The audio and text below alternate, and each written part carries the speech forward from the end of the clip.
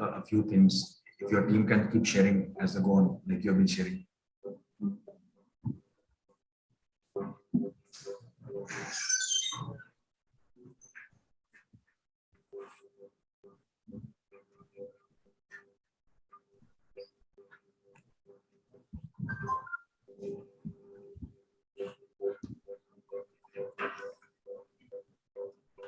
We are good to go, ma'am.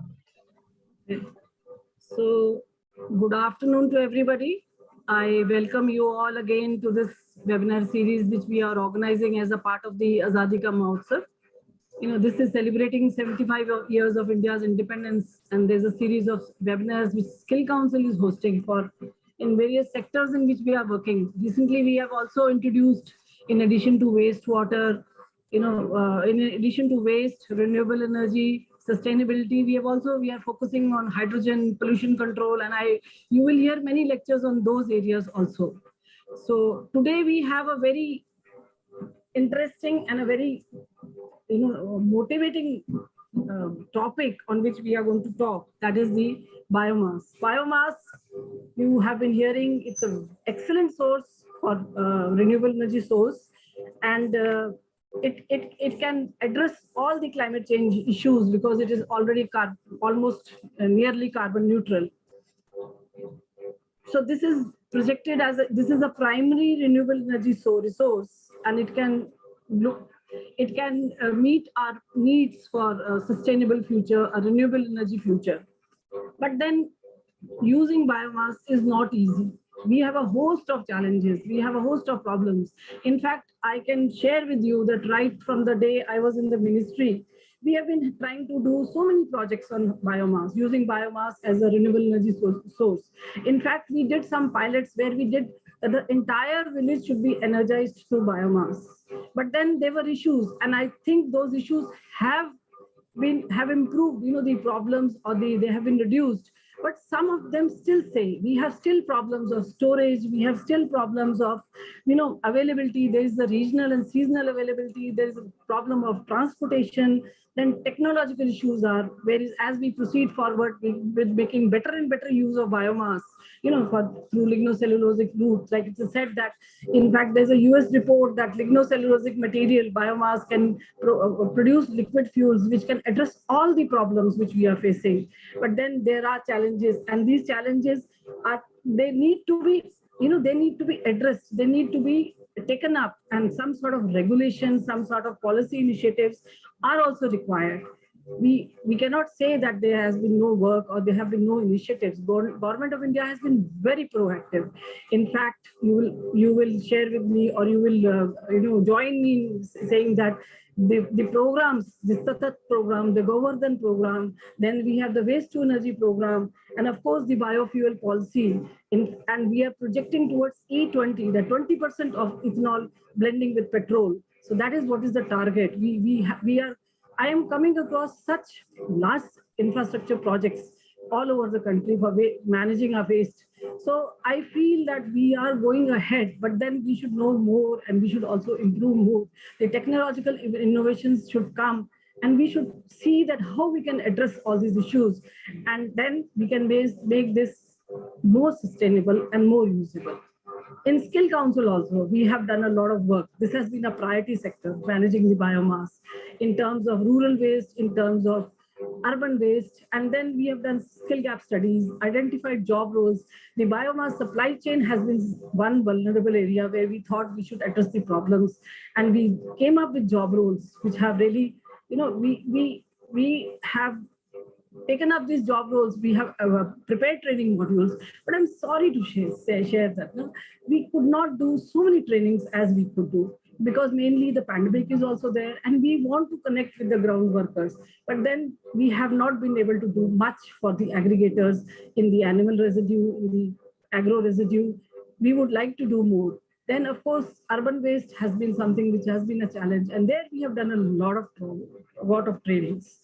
So this is a priority area, and there we are focusing. And today I'm very happy to share that we have a very learned and a very experienced speaker who is going to tell us how his organization has established themselves in this area, what are the challenges they have they have faced and how they are expanding. In fact, a few months back, I had a talk with Colonel Rohit, and he was saying that we expect to extend it to the south also, because there also biomass availability, biomass utilization is the problem, and it needs to be addressed. So with this, I would like to welcome Colonel Rohit Dev, and he's the Chief Operating Officer of Punjab Renewable Energy Systems, an organization which is now going and growing by leaps and bounds. Every day I hear there is an MOU signed with some state governments, with some organizations, and I feel that this is one organization which is really pushing things forward in a very fast and an aggressive way. About Colonel Saab, he's from the army, has an experience of more than 24 years from the army, where he has been for strategic and operations.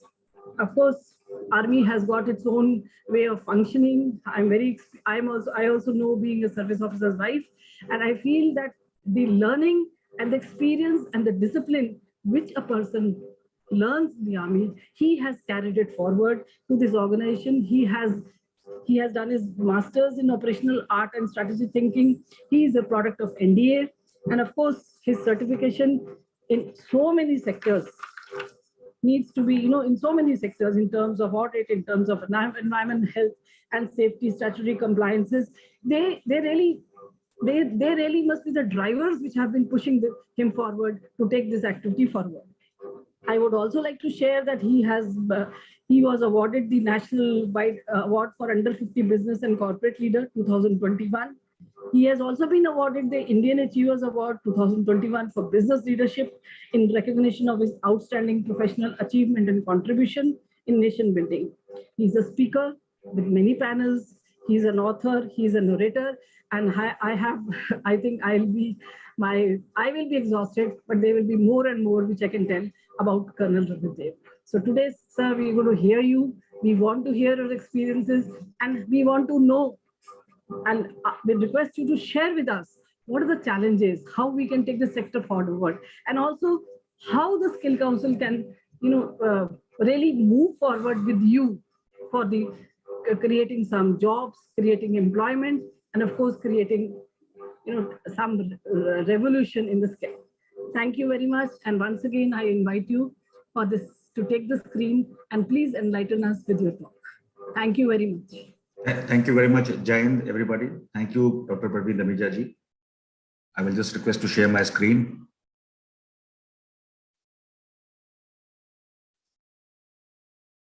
You can go ahead and share your screen. Please let me know when you see the screen. Sure, sir. It's still loading. From my side, it is loaded. You're good to go, sir. Right. Thank you so much. So at the outset, let me thank Dr. Praveen Dhamija to be, able to curate this 75 years of Amrit Mahotsav and have 75 such themes going through. And I'm quite sure most of these themes will also revolve around the Skill India mandate of our country, in able to energize our youth and entrepreneurs to come ahead and take up new ventures and have more skill development and take India ahead. With that as a backdrop, my courtesies to everybody who's today attending this particular session. And I will try and keep it as brief as possible, and there's ample time. And I would also like to have a lot of Q&A from the audience to be able to better, enunciate what we need to do ahead. So the topic for my today's, session is challenges in the bioenergy sector in India and way ahead.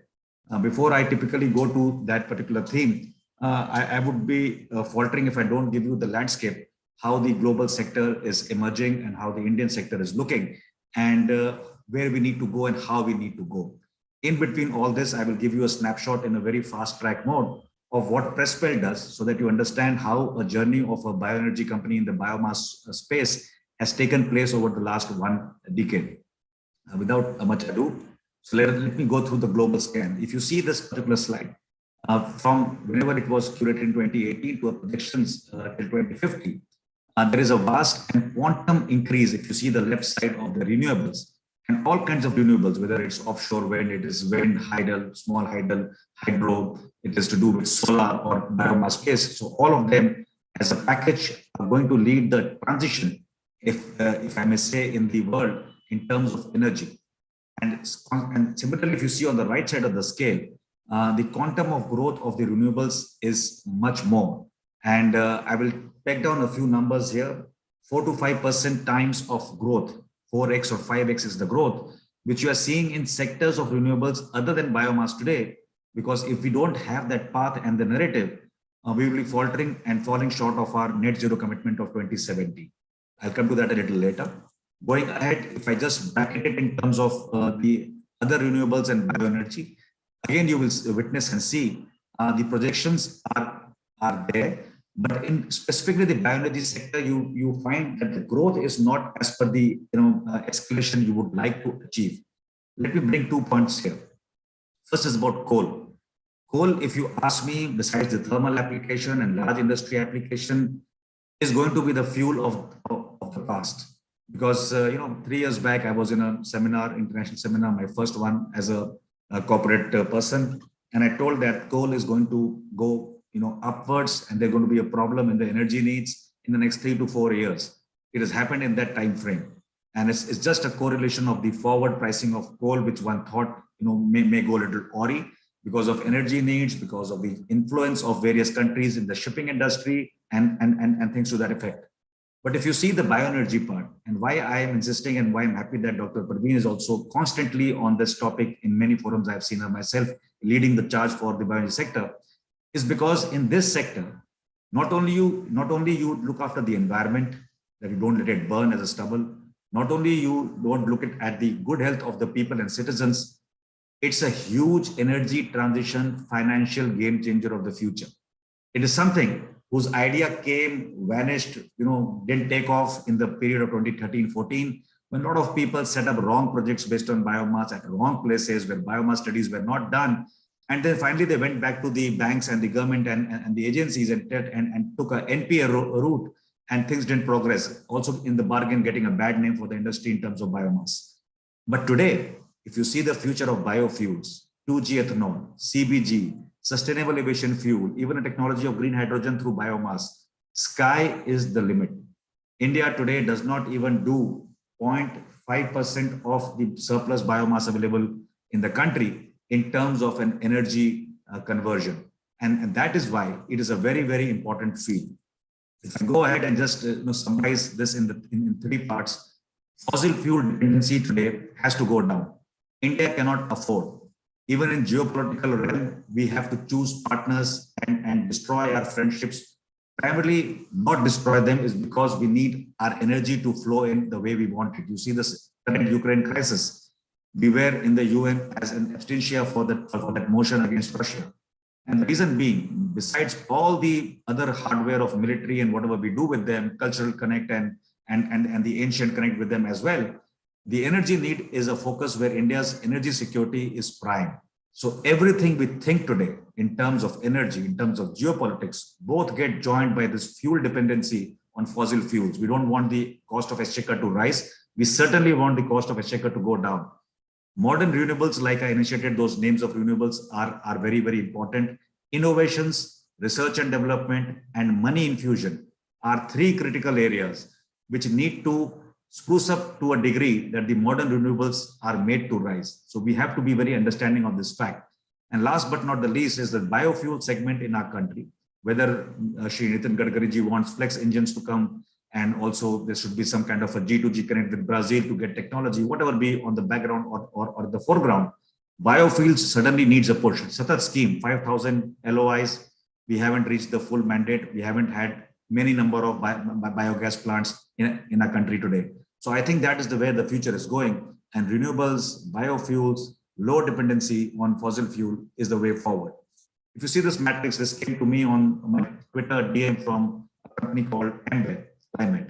And this is a projection of what is the renewable energy index where we stand today. Pretty good. India is number 3 behind the US and mainland China. And the difference between us is not so huge. The ones in yellow, they have risen in their positions. The ones in black have gone down in their positions. So you see India is maintaining a very, very robust strategy in terms of meeting and fulfilling the net zero 27 commitment. We made commitments in COP25. We are somewhere around the target areas. We still have time to go till December. We have made a very, very, very important commitment for 2070. So 2070, most of us may not live the day, but we certainly have to be the bhagidars or the stakeholders or the responsible people who take this mandate ahead today in the right earnest, get the right policy or advocacy, get the right advocacy for the Indian market, Indian manufacturing, Indian utilization and consumption, and to be able to draw more technology, more financial leverage and innovation and R&D into our country. If you just see the snapshot of the transportation of what I showed earlier, this color of green which we have, along with Australia and even parts of China, is something which you should be proud of. That India actually has the bandwidth, and if the good was a little later. Even in the pandemic, we drew a lot of money into this sector. Yes, primarily you may say into very small hydro projects and mostly solar, not into the biomass sector, but that's the way we are transitioning. If you see the third from the left, this is basically the kind of impetus and the ranking we have achieved in terms of fulfillment of our commitments. So we have fulfilled the part of hydro and biomass, but we still have to fulfill the balance part as we go into this December. The targets are quite huge. If you see the Indian energy sector, the share of renewable energy is bound to rise to about 44%. The targets which we have set in for 440 gigawatt by 2030 is a very challenging task, but we can achieve. But there are two indicators which today indicate that we are on the right track. One is the National Biofuel Policy. We have a Biomass Energy Commission. We have National Hydrogen Energy Mission. So the right policy advocacy in consultation with the stakeholders. I'm so happy to say and actually observe that most of the policies of the government of the day, whether it's the national electricity policy or these policies, have all gone through the scrutiny of the public, whether in India, abroad, diaspora, technology people, finance people, innovators, R&D, industry leads. Everybody has got a chance to read the draft, give their points, and try to shape the policy itself. So that's a good beginning in our country, which is happening in the energy sector. If you just see the snapshot here again from Ember, which I took this morning. So there is still a lot of things to do in the first two, wind power and solar, by December to reach our targets as per the study. But if you look at biomass and feel relaxed that yes, we have achieved it, that is where a forward thinking is required. Actually, with the quantum of surplus biomass we have, the potential we have to replace the fossil fuel, the potential we have to bring back the money to the rural sector, because apart from everything else, the bioenergy sector gives back the money directly to the farmer. So in the business we do, nearly 60% of our revenues go back directly to the farmers for the biomass, feedstock, waste, which we pick up from the feeds from them. So just imagine if we had 1,000 CBG projects already running today, if we had HPCL, Batenda and BPCL Bargarh, which were constructed and construed many years ago through a tendering process, were running today.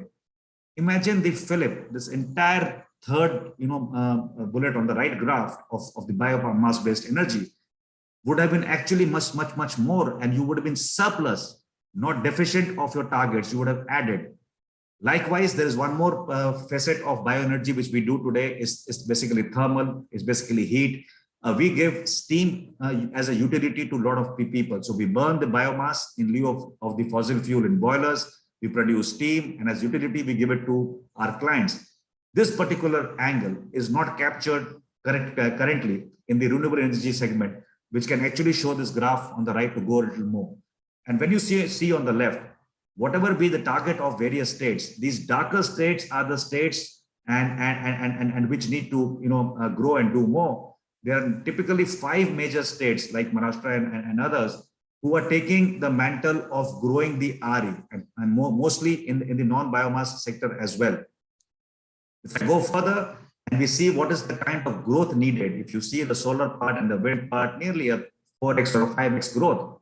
But by definition of a study, if you see the biopower part, and I'm not calling it biopower because power-wise, maybe yes, the country is not currently tuned to a biomass IPP, but yes, certainly there is a mandate today, and I've taken up this case through the ministry to call for biomass solar hybrid IPP.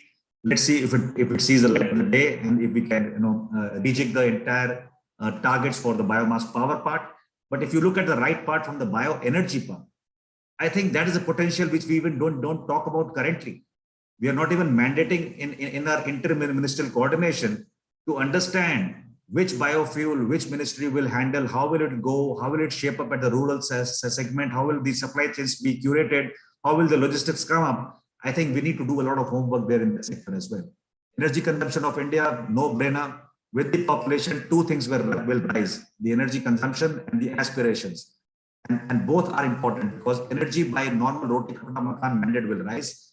But if I get my incomes to rise, obviously I will want a better fridge, better car, better appliances at my home, gadgets, television. So all that is going to consume energy. So both the population and the aspiration of our country are going to demand a lot of energy from whatever source. If you see the energy demand and transition scenarios, here are the 4 scenarios. But in none of the scenarios, the importance of the renewables and also the biomass-based segment is going to go down. If I go to the investment part, India's renewable energy sector has attracted and is able to attract about 80 billion USD as per some estimate. I've been in a lot of forums initially this year in Delhi and elsewhere on webinars to understand and appreciate that many governments, G2G connects, whether it's Brazil, whether it's Netherlands looking at us, Canada, US, European countries, even some Central Asian region countries, Israel, Japan. These are the countries which are looking very, very actively at our country to see how we will do the policy advocacy in the terms of financial world. That's the primary thing, and also ease of doing business to get more and more FDI and more partners, technology partners, financial partners, R&D partners into our country. If you see the investments, there has been a scale up of investments even during the pandemic. This is the period exactly of the pandemic which I quoted before the second wave, and we saw even that investment going up. You see what kind of investments have happened. But mostly, if you see the left side on the type of company which I've listed here, this has been in mostly non-biomass based bioenergy. It is only of late of last year that Reliance and Adani Group have created those bioenergy divisions. They're trying to pump in money and rejuvenate the sector more. But how it's going to look with, say, a primary business of Reliance being also in the refinery world, where they've acquired a lot of assets, made a lot of investment. How does it shape up for a Reliance to take, put their feet in 2 boats and carry both the boats together is something which we'll see in the future. While the commitments are there, or while they may do something more for themselves, but how will they shape the industry with financial infusion and also to take it ahead is something to be seen. So Reliance and Adani are 2 major players which may shape up this, and I'm quite sure in the times to come, even Tata Power today will have to rejig its commitment and requirements towards the renewable sector beyond solar. If you see bioenergy in Prespel, this is a small snapshot. I will take a few minutes on it. I will already put my timer at 12:40 so that I don't overshoot my time. So give me and bear with me till I take you through this space. So if you see this, the energy demand, renewable part, and how it's going to go to the biomass sector, huge opportunity. Various studies of being surplus, 250 million metric tons, 350 plus, 500, some 600. These are the studies done by many international agencies and our own ministries. And we are floating around the average of 350 also. I think it's a huge changer, because today India does not even do 5 million tons. And that will be on the higher side. And a company like us, which is absolutely minuscule on the revenue scale, is still the largest aggregator and the bioenergy lead company in the country today. So you can understand, we actually needed 10,000 Prespels at least 5 years ago, but we are not there. So that is something which we have to now grow and have a lot of entrepreneur push. So I will take this topic here itself, since I've spoken about it. Agencies like the Skill Council, the Ministry of Skill Development and Entrepreneurship, and also stakeholders like us, the academia, have to come together and ensure that whatever we are doing in this segment of bioenergy also gives an impetus for an entrepreneurial drive and a rise in our country. Because unless that happens, we will not be able to create more and more Prespels as we go ahead. And we certainly need to do that. I will talk about the skill development part towards the end as well as part of my recommendation. So if you see various kinds of feedstock, and don't go by the feedstock and the graph, go by the yellow box, which is at the bottom. Cost savings, fossil fuel, 30 to 40%. GHG mitigation, because this is a carbon neutral fuel. Energy savings. These are the parameters for which the country or many countries in the world globally, as a global index, are still not paying the price. We're not talking about the carbon credits.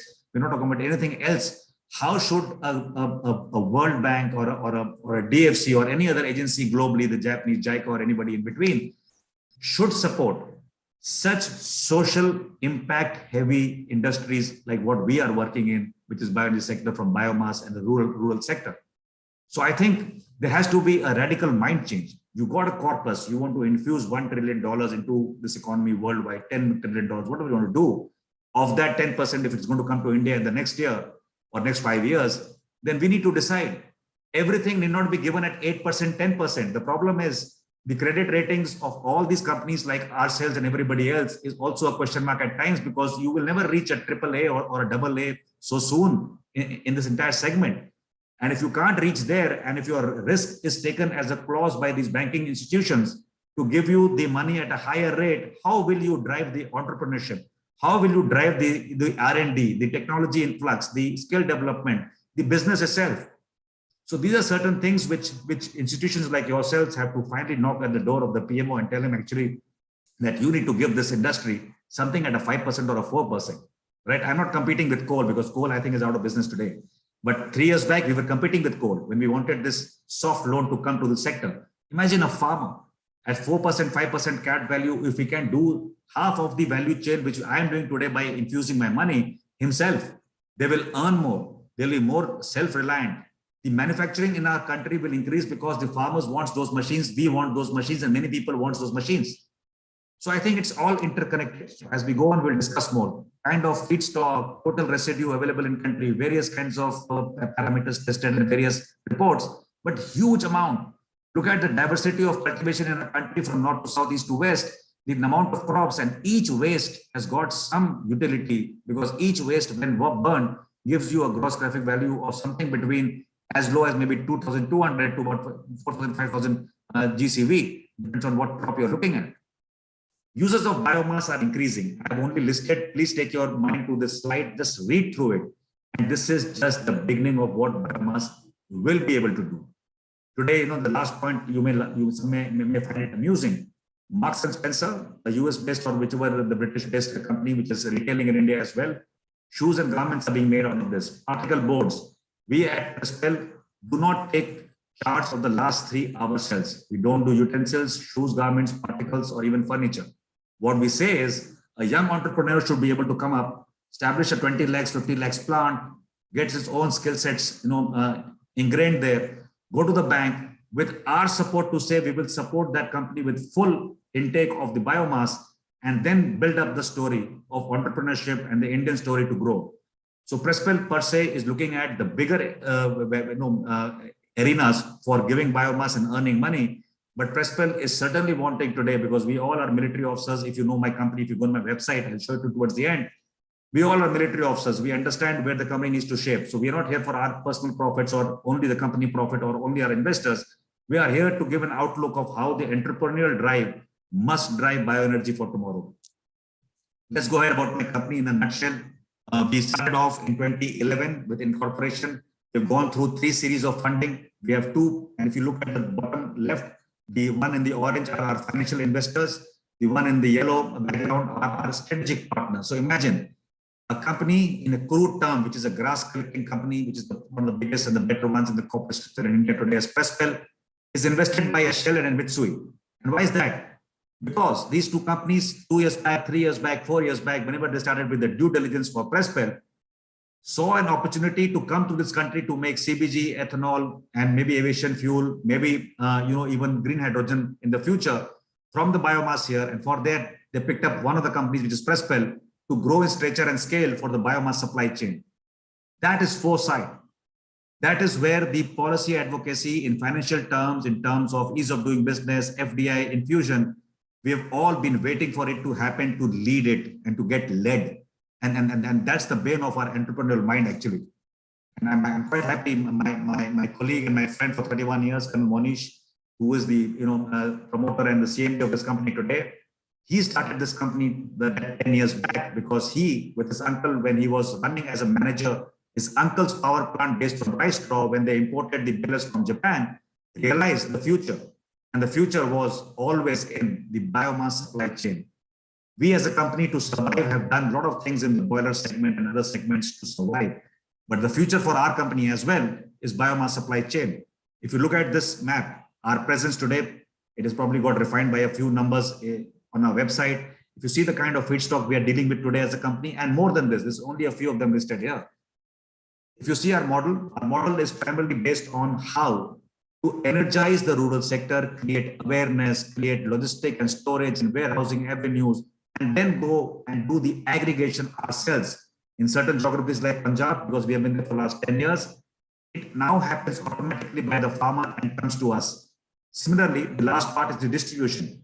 So Presswell as a concept has developed this village level entrepreneur concept in which a lot of villages together are led by one or two VLEs. These VLEs being our people and our partners or our employees. But the back-end farmers are working for themselves on a Bhagidari model in which they come and give their produce and get the money. I was on a trip to Aurangabad region recently. I've tried to instill one more model, which is a super Bhagidari model in which they understand the vision of my company first. So I think if that comes through before the next season in Punjab and in South India and East India, where we operate in the 14 states, I think Presswell will add a better dimension of the Bhagidari model as we go ahead and do business and do this problem solving for our country in terms of replacing the fossil fuel and also making money in the rural segment. And at the same time, keeping maximum farmers in the rural part with other commitments of infra development, road surface communication, affordable housing, which other ministries are doing. The canvas, we have supply chain of biomass, we have our own briquetting and pelleting, we do operational maintenance of boilers, we invest in the boilers in the boot model, and we do a lot of consultation on the biomass assessment study for niche clients globally and also in India, including some state governments as well. In this domain, when we go to the biofuel, say CBG, just an example, Presswell will do the supply chain. Presswell will do probably a little bit of O&M there. Boot may or may not be done by us directly, may be done by strategic partners or otherwise. Similarly, in the ethanol dream of the country, Presswell might limit itself to the first one, the SCM, and that will be the most critical one. You see the tenders of IOCL, Panipat, HPCL, Badaun. You know, we have been there everywhere. We've recently been L1 in Badaun. We are negotiating there. So this particular industry is today discerning the price points from 2018 tendering of HPCL and BPCL in Bargarh. Today we are having to discern the price points. And let me tell you, the price points the company like Presswell in a geography gave to those PSUs in 2018, we are still able to hold good after all the escalation with a very minor inflation, So that's our USP of how we do business in biomass supply chain. I'll just show you some snapshots so you understand my company better. This is aggregation on ground happening, baling happening. These special trolleys are designed by our company as well. This is a kind of an awareness campaign on the left top. That is me with the people in Karnataka and an interpreter. And on the right side on the top, you see the same person who's sitting there today in front of me on the right side. In 1.5 seasons of his interaction with Presswell and the money he has got for his waste, he's bought a small hatchback and 2 tractors. And this was a photograph of 2020 ending. So obviously, he's grown more richer and richer by the day. We interact with the rural community. This is one of our stacks.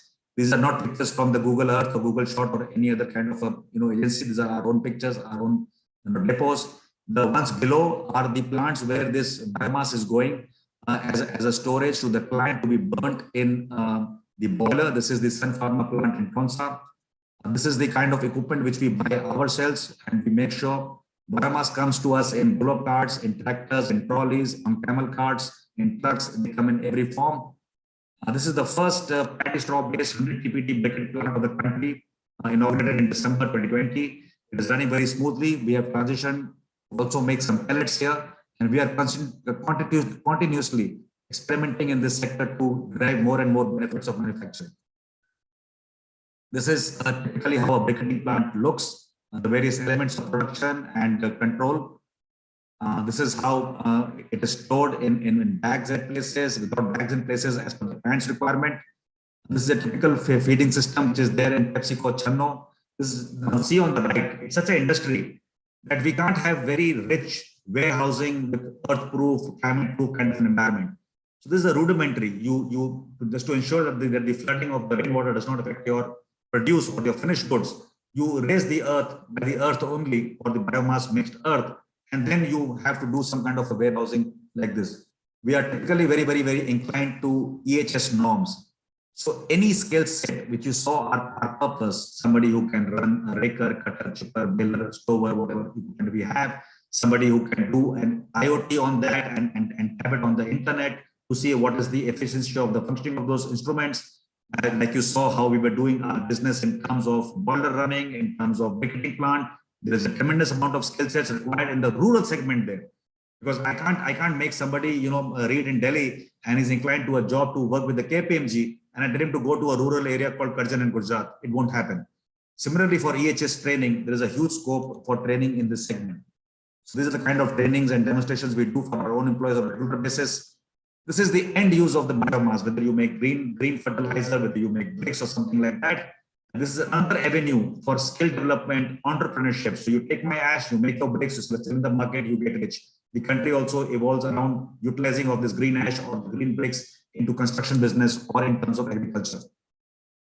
This is the controlled burning which we are talking about. So pollution control is the norm, and we make sure right from the aggregation where the thing is being burned, for the final byproduct of the ash to be converted into bricks of fertilizer.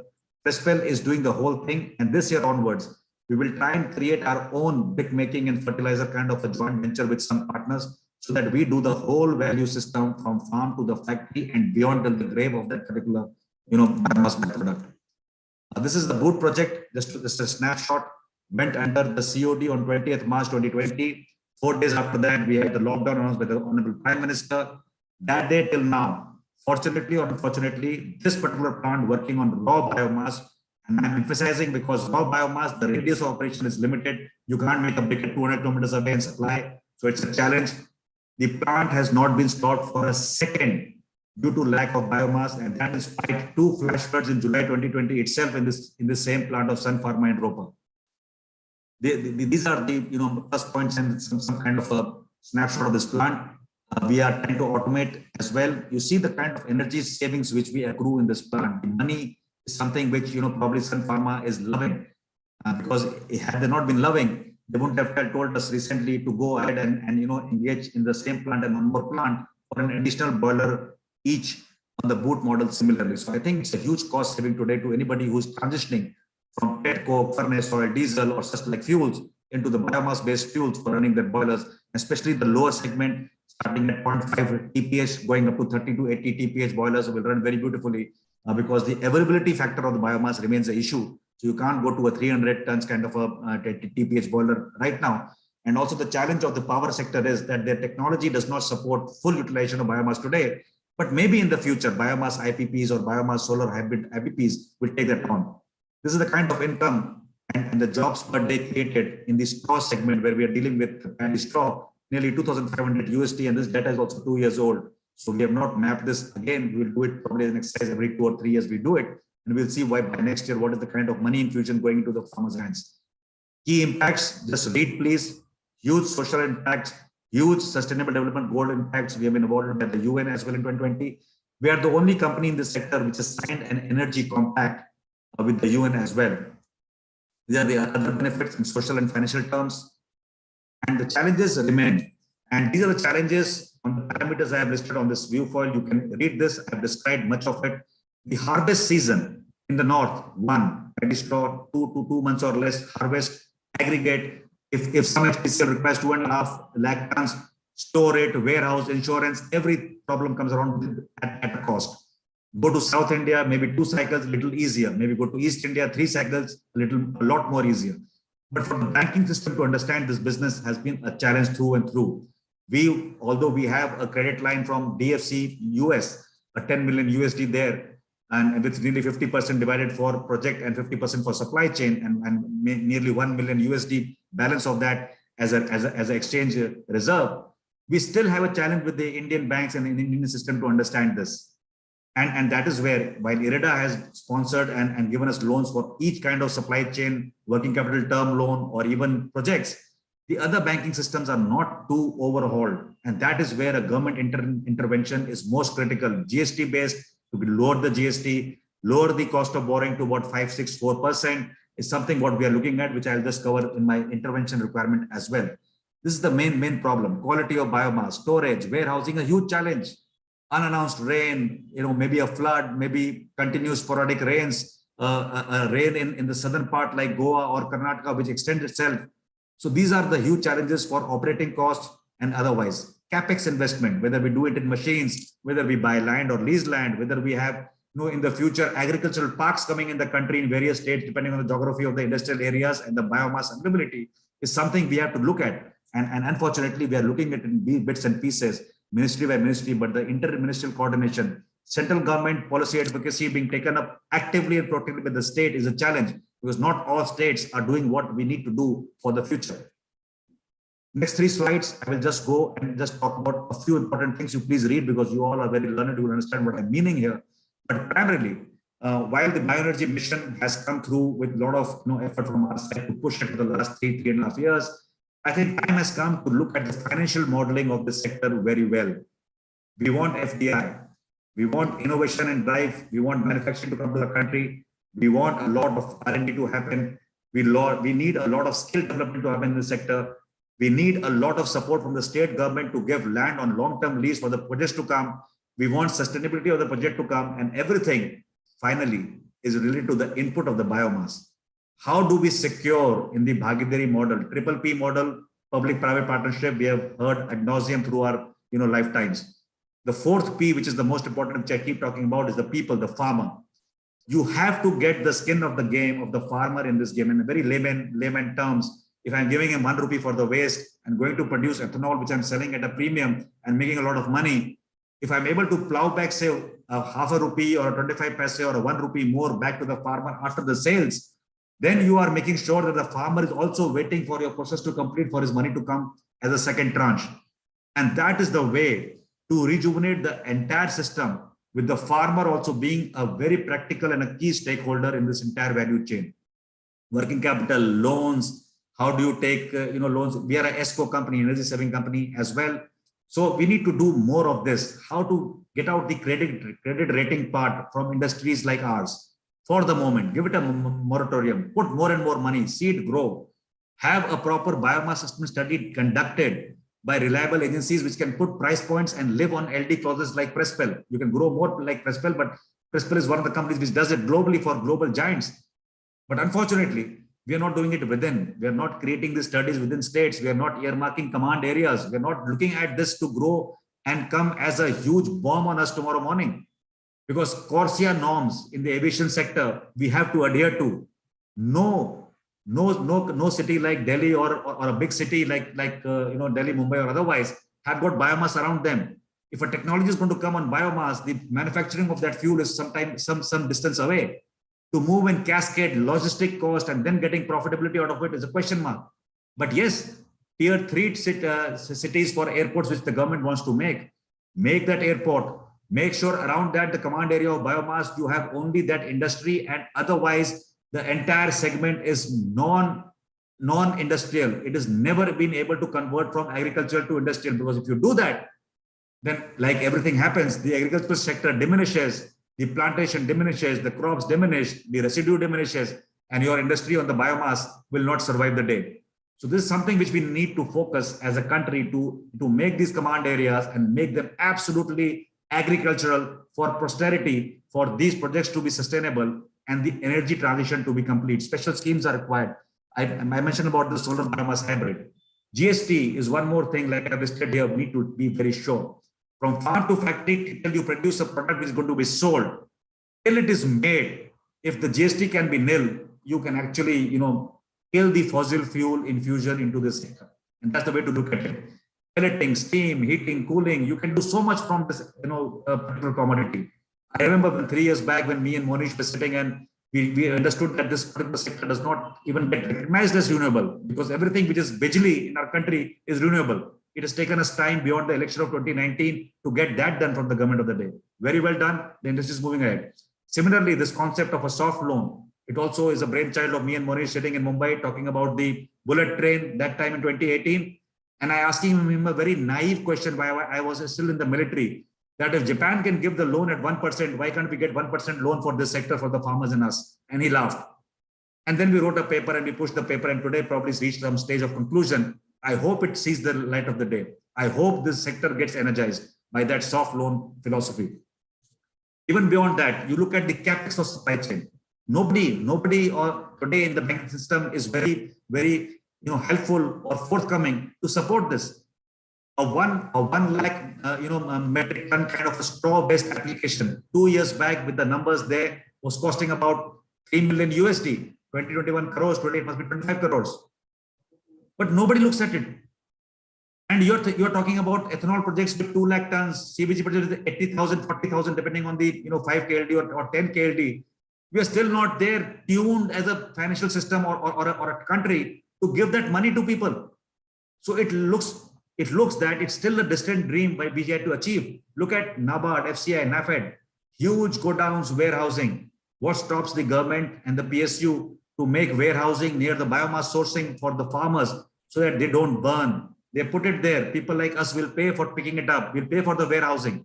A long-term project, 30 years of warehousing, you can understand, even if it puts 1 million ton in a proper warehouse, properly controlled and taken care by the norms of firefighting and everything else, we will still be able to pay the price for per metric ton over a 30 years leverage. So that is the way you need to look at the industry and come up. Last but not the least, this probably is my second last slide. Interventions in strategic partnerships, whether it's G2G, whether it's B2B, D2G, G2B, whatever you want to call it, all norms. Let's focus on these 9 parameters which I'm talking about to conclude today. Revival of the NPA IPP is something which the government can look at from the biomass solar hybrid. If not, do a new project, do a 500 megawatt, do a 1000 megawatt.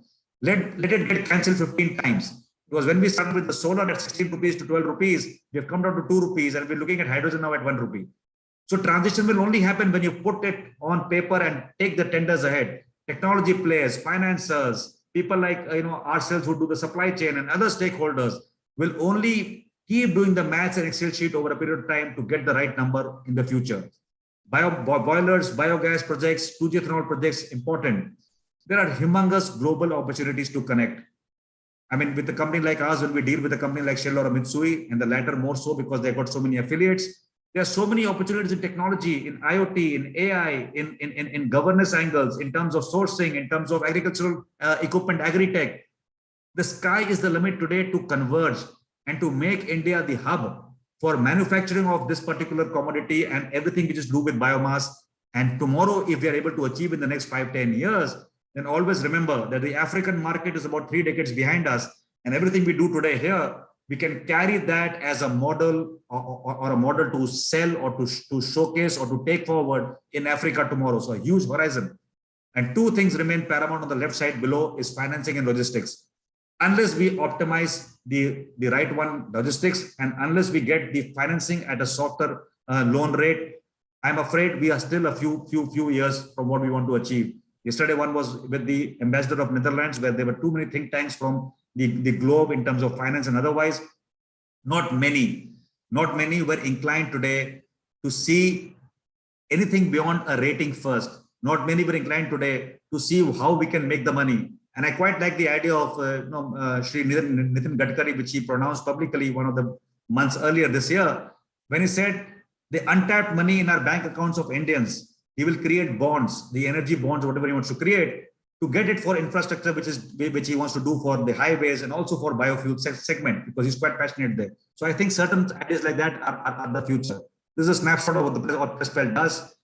This is me. That's the email ID on prespel.com, where you can go and see what we do. You can engage. You will find my email ID as well there. And my email ID is also below the middle portion, Rohit Dev at Prespel. I'll be happy to interact with any entrepreneur, any skill developer in the country to take this as a part of the bioenergy drive.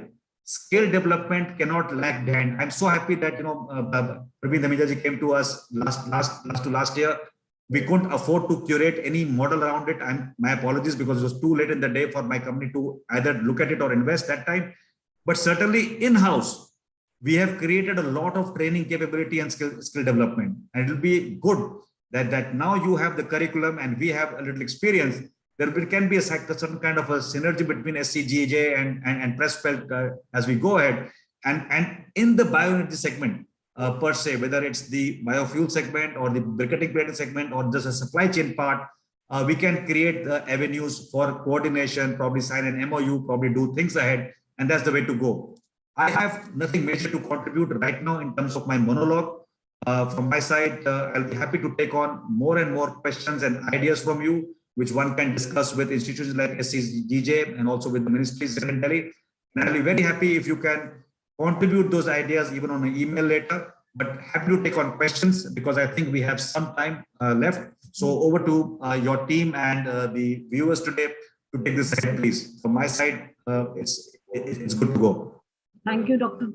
Thank you, Colonel Saab, for this excellent presentation. I really feel sad about this sector. You know, there are so many efforts going on, but the push which it has to be given has not been there.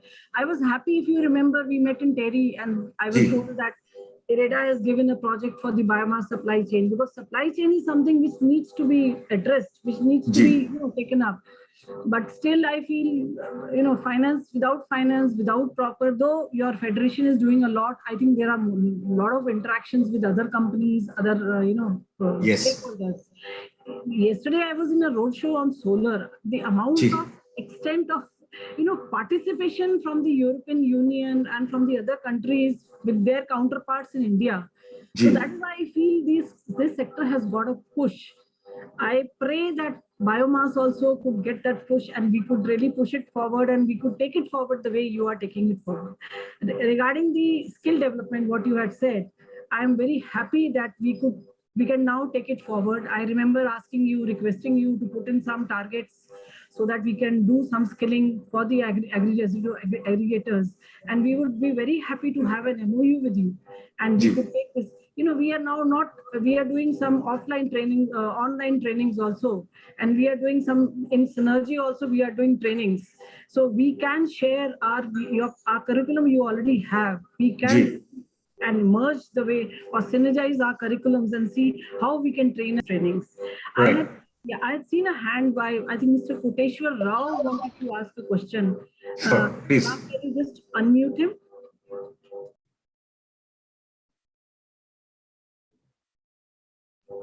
So just while he unmutes himself, Praveenji, it'll be better that we plan for a short workshop between your team and my team in field. Maybe any state we can choose. We just coming from Delhi or something like Punjab. And let's conduct a 2 or 3 day workshop in which you see the entire value chain and your team actually sees, you know very much about it, but the ground team and which is going to be interacting with my team to take this ahead beyond the MOU to the curriculum and other things else. Let's do that in field as well so that there's a better outlook towards what to shape. And I agree with you, solar will always get a lot of people coming and talking. I suggest that you please fix up a date. I'll do that. Like we have PAU as a Dr. Sarabjit, he has good number of people and he's in touch with the farmers and he has a lot of, because they have, so PAU has about 40 centers, I think, so all over Punjab. So we can have some. Let's do that. Your team visits my place, we visit your places and your training institutes. And we then have a proper running of a practical workshop to understand both sides. And then be able to recommend something through your offices to the ministries as well to how to take it ahead. We have to work in synergy and we have to come up with something. If we expect something from the ministry, I'm sorry to say, though I have been a part of the system for such a long time, things, if they come from the ground, at least they will be noticed. And even if they don't notice it, we can. Ma'am, they notice it. I went on a webinar with the Honorable Minister for Power and Renewable Energy.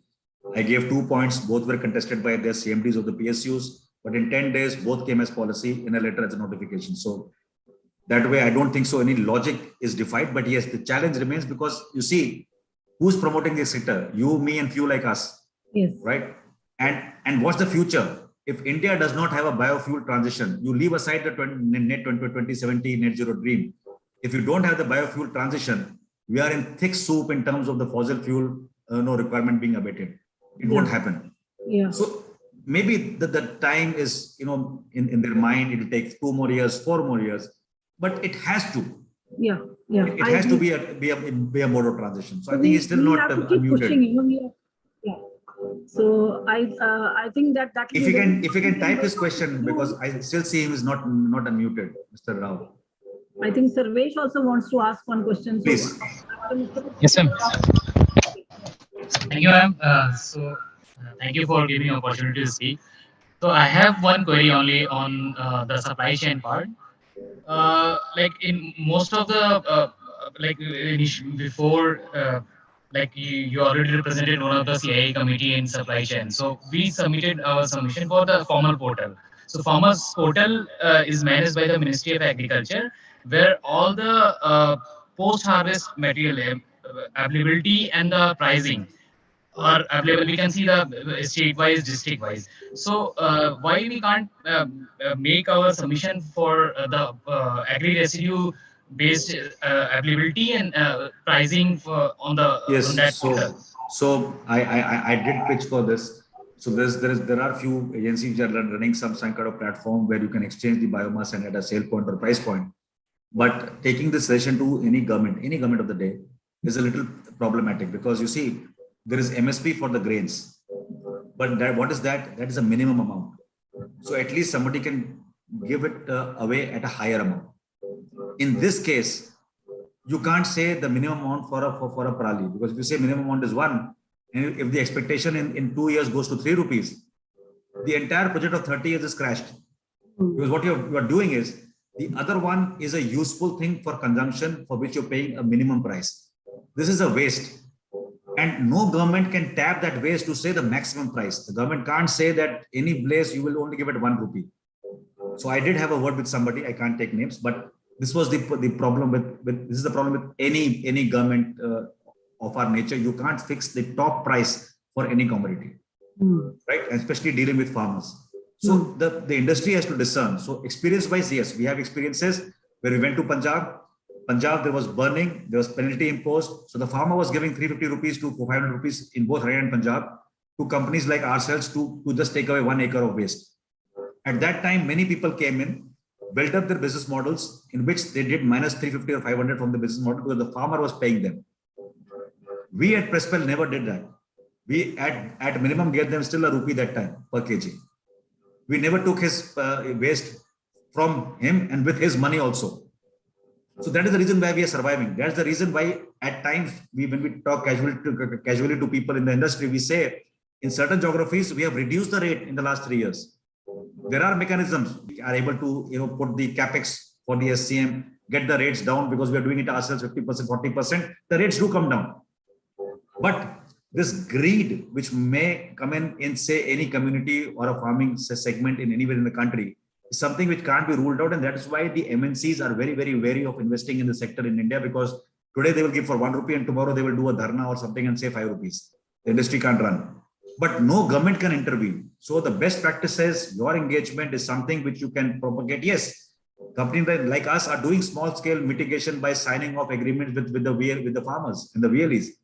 But do you think I can take them to court tomorrow? I cannot, right? Even if they don't come with me, I have no major options legally there as well, right? But certainly a beginning can be done. So instead of making 5 farmers happy, I make 50 farmers happy, take small quantities. I risk mitigate my availability. I risk mitigate my price points. I do 30% of business myself if I can get the money for that project, do SCM myself. So I do all that. But certainly the farmers, if I say are happy with me, they're happy with me as long as I'm paying them in time, but they're good to go with the cost for a long term. That's my engagement personally and directly. But will it work with every entrepreneur? It's the way you handle the farmers. Because I'm saying there are rich people who came with the money bags in Punjab who fell today because they fleeced the farmers. So certainly, yes, as a community, when you interact, when you go to panchayats, when you sign off with 5-10 talukas or a district together, it's doable. So when I say the 4P model and you put the farmer inside as a stakeholder, it is only then you will properly mitigate this risk of price escalation tomorrow, right? So that's the way to look at it. And your idea is absolutely correct. We have to have the handle on these two, but how we get it is... We have 2 more. Thank you very much. We have 2 more hands. Please. I think Mr. Koteshwar Rao is waiting. Ram, can you unmute him, or Rohit? Anybody who can be unmuted, please carry on. Yeah, please. Thank you, sir. Thank you for giving excellent presentation, sir. Thank you for support. Sir. Thank you, sir. Sir, we would like to invite you in the southern, sir. We are organizing on creating wealth from the agriculture waste as exclusively for the biofuel and the supply chain management activity. In this regard, we would like to interact with you, sir. Please share your contact details with us, sir. We would like to invite you for the more interaction with the southern states, sir. Sure. Thank you, sir. This is no problem. My contacts are available. Of the hour, sir. It is excellent presentation. That's perfectly fine. The only personal request is that between 18th May to 12th June, I'm not in the country. So anytime before, after, I will be more than happy and glad to come and meet people, come and interact with young farmers. Basically, if you can collect them at a place, your policy, makers, anybody. So we can have a small kind of an interaction workshop there. I can spend a couple of days, 2-3 days there. We can go to a couple of locations as well if you want me to go in south. No problem. Thank you, sir. Mr. Deepak Rai. Thank you very much, sir, for such a wonderful presentation and cutting and focusing on so many aspects. Some of them were absolutely new for me as well. Sir, a very quick question. If you look at 2022 Government of India RE targets, now I do understand that's been revised to 2030 targets up to 500 gigawatt of non-fossil energy. But if you look at it, sir, it's only the bioenergy segment which has achieved the target before the due date. 10 gigawatt was there in the target, and it's already been achieved. Sir, despite so much of opportunity it offers, somehow in the last decade or so, the sector has not grown the way, solar and other technologies have grown. I do understand wind is also going through a tough time now, but the kind of investment in solar, it has happened in the last few years or so. Somehow bioenergy with so much of application beyond electricity, solar actually, if you take out solar thermal, it's only electricity generation. Yes. Received a lot of investment. Bioenergy with such an agriculture rich country like India, it has not, catalyzed a lot of investment. What are the 3 critical barriers in your opinion, and how to resolve it? So fantastic question there. Firstly, I will talk about the wind part. The mistake there was while you set up projects through Suzlon and other people, you did not mitigate the most essential risks of the land, right? And that is the problem today because the farmers and the unions there want more price for the land. It's become unviable in Jaisalmer and other areas. The second part was solar. Solar has come to us. It's one of the best businesses because the IRRs are fantastic, right? Everything which is critical is actually ex-import. The only thing which we do is, make some poles and some kind of a, casing and some nuts, and 2 people go and have 4-5 labors and they make a solar park. So it's easy to do on ground thing. And it's something which is resonating because electricity to electrify the rural segment and to do everything else we are doing, we have taken a lot of time there, right? So it has been a lot of bandwidth spent there from 16 rupees to 2 rupees something, and trying to go beyond 2 rupees is something which has flown over a few decades. When you say bioenergy has ticked 10,000, yes, we have ticked 10,000 or whatever. But I think that's the wrong target. We didn't set the right target for bioenergy. The vision to reduce fossil fuel, the vision to see a Brazil 8 years back was already there, right? You knew what biofuel was coming in. We didn't create the condition. And why the problem is, the 3 major issues you asked. One is the finance. One is the technological innovation. And third is the R&D. And beyond this, is the amalgamation of these 3 into one team. A financier wants to come to me and say 16%, 14%, 10%, 12%, negotiate whatever basis point and give me the interest rate. That's the only thing they want.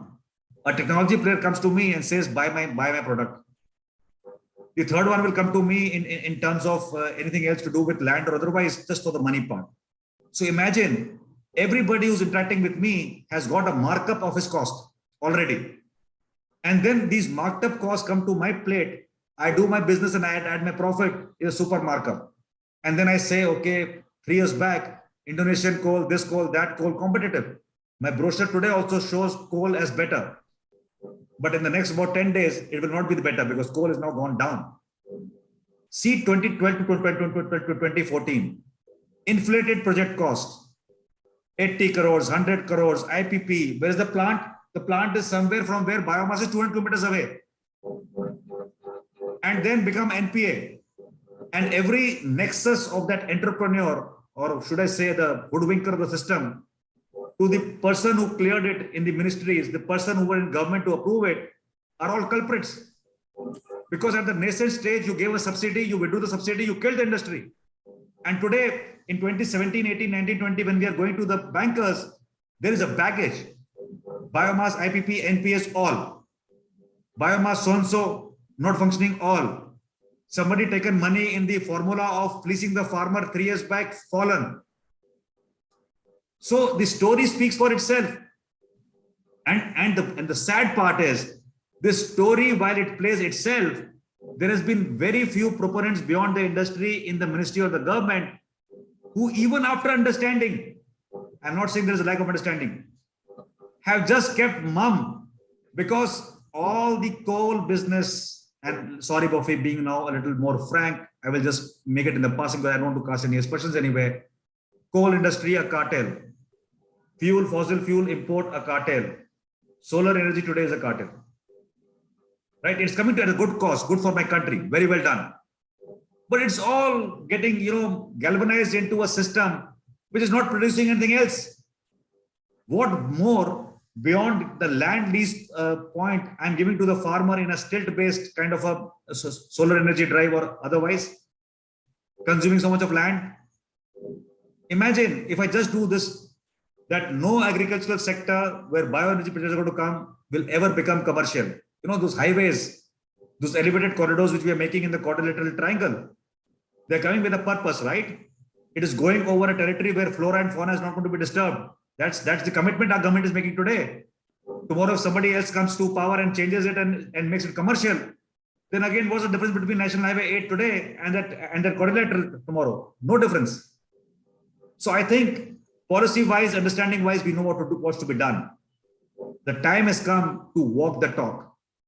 The time has come, if Prime Minister Modi does not see 2070 from the bioenergy bouquet as a very, very, very critical part to be made to grow in the next 5 years, I think we'll make a mistake. Right? And I think they're doing it. That is the reason why they're doing it. And I keep saying, all international seminars in our country for bioenergy, biomass, ethanol, green hydrogen, everything, except green hydrogen, the biomass based completely, are done in which months? When Delhi NCR becomes, stubble-ridden smoke screen. Come 1st January, New Year's, it's a new beginning, nothing is talked about. I'm glad we are talking about this issue somewhere in April today. I'm very cognizant of the fact that what we discuss in these forums through SCGGJ is going to be carried forward at least to the MNRE. It is going to meet somebody's notice, eyes and ears. And that is the way to throw it back. So many interactions. I mean, I still laugh at my colleague Monish. The amount of shoe he has changed in his industry by only walking up to ministries is not funny. Right? It has taken a toll. He's opened a different forum called CBEII, Confederation of Bioenergy in Industries in India, trying to get every stakeholder, including banking systems, TERI and everybody else together. So it's just a small beginning. But I think the first thing to start in this country has to be, now look at biomass, ethanol, CBG, MOPNG. You go to SAF, aviation ministry. You go to green, everybody's talking green in various kind of industries for various kind of usage, whether it's vehicle or otherwise. Electric vehicle is one more ministry. There are 9 or 10 ministries, and then on top of them is a MOEFCC who's going to give a final grant as well, right? Where is that one umbrella?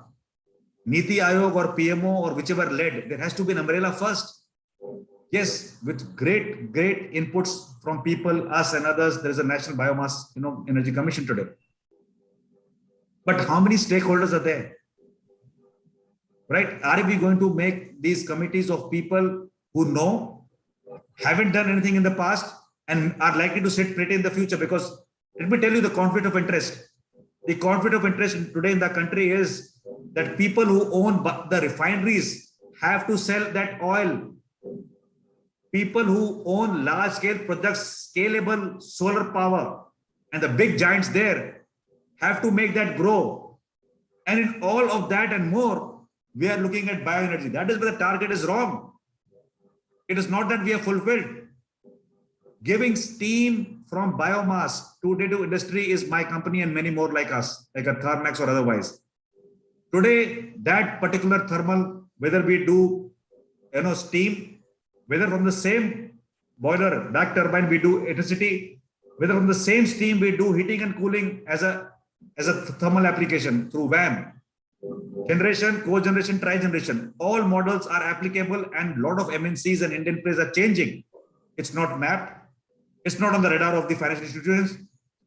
Right? I go as a small player, they ask me for bank guarantees. I think Monish Ahuja must have sold himself over 15 times to give those bank guarantees. How will an entrepreneur step in? I was in an agriculture ministry, a mentor to somebody, and he and she were talking about making straws from coconut frond. So happy to say that gentleman is today selling that straw in a 5-star called Hyatt in Dubai. But how many like them? Right? So I'm already saying we are down by 5 years down. They already should have been 10,000 press in the country. They're not. Foreign investment. I was with the Dutch ambassador yesterday. He had a full meeting there. And the entire apprehension revolves around credit rating, cost of borrowing, why this is a risk-laden sector, why somebody cannot give lesser than 10%, 12% from the World Bank or otherwise. What are we talking? Government is influential and powerful to tell the World Bank, you give it to me, a USAID or a JICA to give it to me at 1-2%. I will tell my bank at what percent to lend. It has to come in the system. Why should a bank take 6% of a profitability as a cushion to invest? No, they should not take. The Indian bank should not take. But Mr. Rohit, it is now a priority. It is RBI has put it in the priority lending. It is. So very happy. It happened finally, Dr. Damija. It finally happened, right? Yeah. Maybe a decade late, but it happened. I see one more hand, Mr. Ashok Kapoor. Can you, Mr. Ram, unmute Mr. Ashok Kapoor? I think he's from Organic Recyclers. Please go ahead. Yeah. Welcome, Mr. Kapoor. Happy to Thank see you, ma'am. Thank you. Good to be with you. Always a pleasure to hear Colonel Dev shooting out everybody. What a pleasure. I'm not shooting. I'm only making a team to, fight together. Now, I appreciate Colonel Dev. There are very few people who have the guts to come out and speak so frankly. So it's always a pleasure when I hear you. Thank you so much. Thank you so much. I have a query, Dr. Colonel Dev. I come from the biogas industry, and as you are very well aware, it's another failure that has happened. The SATAT launched and what happened out of it, and the no-show that we still are experiencing. The reason that I wanted to actually have this exchange with you was to seek one issue from you as you come from the biomass. Biomass is an input definition for both on the briquette side and also on the biogas side. Now, given the perspective of this aggregation that you were mentioning earlier, what is a practical solution that it's a state government issue, sir. It's got nothing to do with the central. And I think this MSP system, even I agree with you. One thing is that putting a farmer on an MSP would be appreciable or not is a big question. But given the perspective of the aggregation that a plant can survive upon, because it's an input issue. I mean, if you don't have a regularized input, you cannot have any calculations for a project on the financial outcome. Given that perspective, what is the option availabilities of actually creating that radius of where the plant is going to be as in sugar mills, let me put it like that. Right. That automatically the area gets allocated for that sugar mill for the offloading of the produce. Whereas over here we are talking about the biomass. Right. Given that perspective, is there any particular model suggestible where the states can actually think upon doing a national activity which can be taken up, where it can drive towards that identification of a plant coming up in a right? So, Kapoorji, closing the radius so that there is no further competitive issues, etc., right. etc. So, what is that? What you have in mind? I would really love to know that. Right. So, there are governments. I will give example of the Punjab government as well. PEDA, very proactive. So, if you are going to curate, say, 60 to 80,000 tons of a CBG plant today, in the input part, you want at least 2.5-3 times availability for the long time future. You can't set up a project where only 80,000 is coming this year or next year and then you have a problem. So what we do, I'll just explain so that you can do the same thing. So we do a deep dive biomass assessment study for that region. So there are two kinds of players. One say, my plant will come here and you let me know how much of biomass availability in the next 20-30 years. That's one way to look at it. Other is they say that we want to do it in this district or these couple of districts or this state. the global MNCs want state-wise because they have got a different relationship with various states. So they tell us to do that study. Once we do that study, we curate a supply chain plan, which A, has ample number of biomass supply feasibility done. So if I need 100 kgs, I will at least do 300 kgs of a back-end check. The second is when you're dealing with farmers, my advice is, let's say, for example, you got two farmers who can give you 50 kgs each, right? And you need 100 tons only. But there are about 10 farmers there. Somebody can give you 10 kg, somebody 2 kg. We deal with giving some requirement to everybody, right? It does two things. It mitigates my sourcing in the future. So if I give, say, 2 kgs to 50 farmers and I'm going good, if 3 farmers fall off due to any reason, say the father dies and son doesn't want to do agriculture anymore. Say there is a cropping pattern change because of any dynamics of environment. There is somebody who wants to feel a little more greedy in the future. So all these parameters, I should still have the bandwidth to serve my interest for that 100 kgs. That is why that 300 kg and these maximum number of this is a requirement. So if you can plan like that. Second is governmental part. We should all, through all such forums and through your good offices, press home the point with those state governments to firstly notify the central government norms. That's A.